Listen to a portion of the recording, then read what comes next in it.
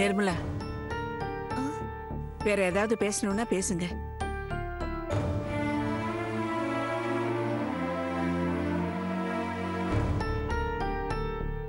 நிர்மலா,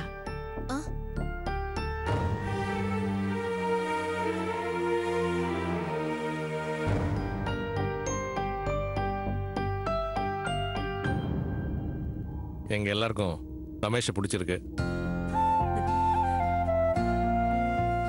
ஆனா இந்த தலைமுறை நம்மள மாதிரி இல்ல.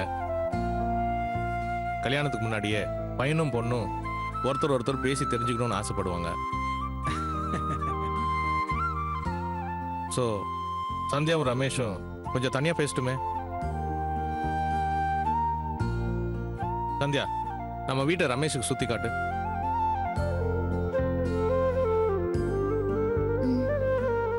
வாங்க.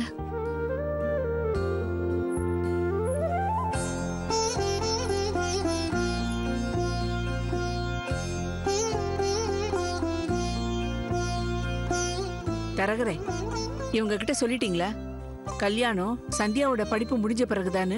ஆமாம்மா, நான் அதை சொல்லிதாம்மா கூட்டிட்டு வந்திருக்கேன்.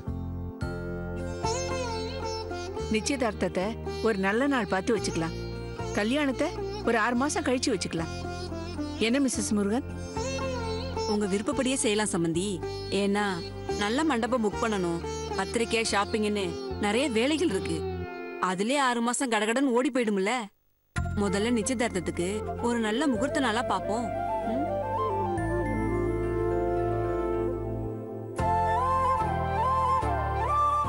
இதுதான் எங்களோட வீடு. உங்க வீட்ல எல்லாமே ஒரு பெயிண்டிங் மாதிரி ரொம்ப அழகா இருக்கு. இந்த வீட்டோட ஒவ்வொரு பார்ட்டையும் நீ எக்ஸ்பிளைன் பண்ணதுல எனக்கு ஒரு விஷயம் நல்லா புரிஞ்சுது. நீ இந்த வீட்டையும் இந்த வீட்டில் உள்ளவங்களையும் ரொம்ப டீப்பா லவ் பண்றேன்னு. ஆமா சந்தியா, திடீர்னு இந்த வீட்டை விட்டு என் கூட ஆஸ்திரேலியா வர்றது உனக்கு ஒன்றும் பிரச்சனை இல்லையே? பிரச்சனையே இல்ல.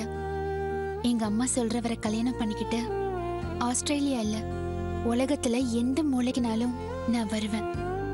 ஏன்னா எங்க அம்மா எனக்கு பண்ற எல்லாமே சரியாதான் இருக்கும். சோ உங்க அம்மா சொல்ல போற பதில தான் உன்னோட இல்ல நம்மளோட வாழ்க்கையே இருக்கு. ச்சே, அப்ப நான் உன் அம்மாவோட பேசி பழகிருக்கணும்.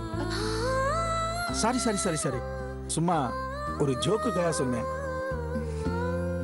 ரமேஷ், அதை விடுங்க. எனக்கு எல்லாமே என் அம்மா தான். என் அம்மாவோட வார்த்தைய இது வரைக்கும் நான் மீறினதே இல்ல.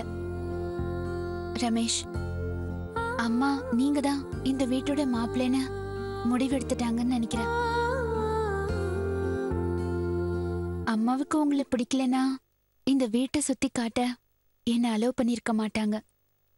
அப்படின்னா ஓ, நான் பாஸ் ஆயிட்டேன்னு சொல்லு.